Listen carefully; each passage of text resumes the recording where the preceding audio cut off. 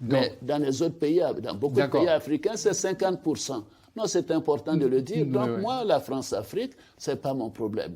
Quand nous avons des problèmes, nous, de financement, nous allons sur les marchés internationaux. Mais vous dites, nous empruntons des euros, nous empruntons des euros, oui quand même, et d'une manière presque privilégiée, oui aux start-up de... bien sûr. Oui aux entrepreneurs français. Tout ce qui est positif, je suis d'accord. Nous venons d'inaugurer le lancement du métro d'Abidjan, quand même, qui va faire déplacer 500 000 personnes par jour, 180 millions par an de personnes à déplacer.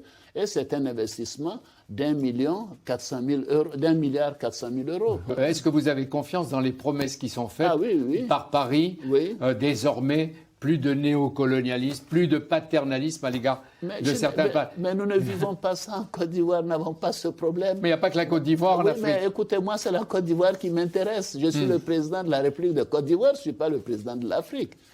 Tout se passe bien entre la Côte d'Ivoire et la France. Nous n'avons pas de néocolonialisme.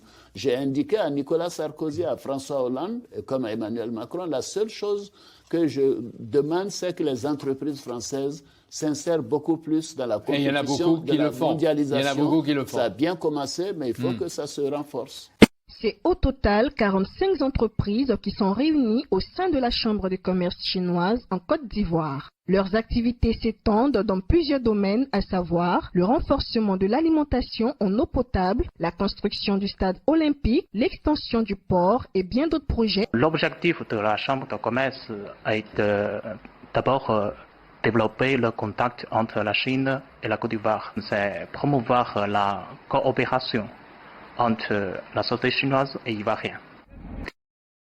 6 accords de coopération ont été signés dans le cadre de cette visite d'État du président de la République Alassane Ouattara en Afrique du Sud. Il s'agit d'un protocole d'accord entre l'École nationale de gouvernement d'Afrique du Sud et l'École nationale d'administration de Côte d'Ivoire.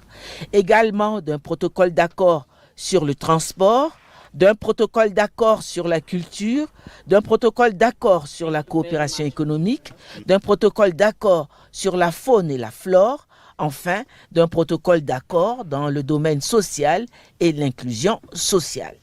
Les deux chefs d'État se sont félicités des avancées qu'ils ont apportées à la coopération entre leurs deux pays. 15 accords de coopération signés en l'espace de 8 mois.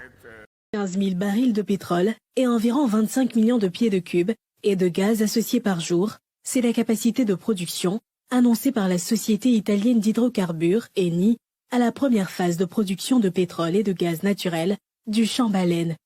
Ce champ pétrolier, découvert le 1er septembre 2021 en Côte d'Ivoire, s'ajoute sur les champs pétroliers déjà existants.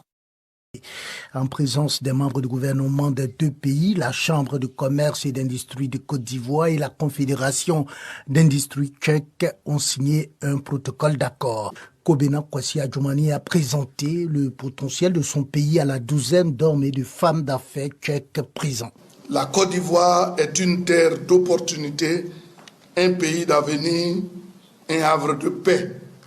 Et le secteur privé tchèque est donc invité à investir massivement en Côte d'Ivoire en saisissant l'ensemble des opportunités qui s'offrent à lui dans le cadre de partenariats prospères et de long terme. Ce forum ivoiro-tchèque organisé en marge de la visite officielle du Premier ministre de la République tchèque en Côte d'Ivoire.